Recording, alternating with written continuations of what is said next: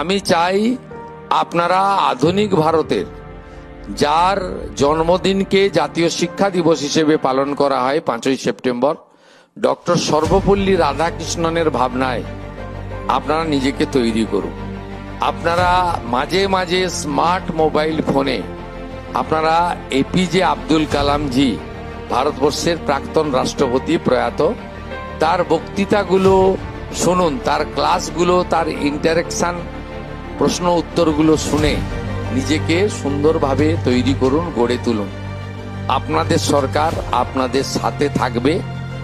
শিক্ষা ছাড়া আমরা কখনোই চেতনার মুক্তি ঘটাতে পারি না, আর চেতনার মুক্তি ঘটানোর মধ্য দিয়েই আধুনিক বাংলা তৈরি হতে পারে।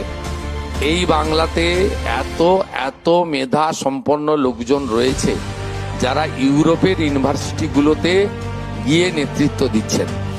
আমরা চাইব আমাদের সরকারের লক্ষ্য মেধা আমাদের কাছেই থাকুক, সেই মেধাকে কাজে লাগিয়ে উন্নত বাংলা, প্রকৃত সোনার বাংলা, কবিগুরুর ভাবনায় বাংলা, স্বামী বিবেকানন্দের স্বপ্নের বাংলা আগামী দিনে যাতে আমরা তৈরি করতে পারি।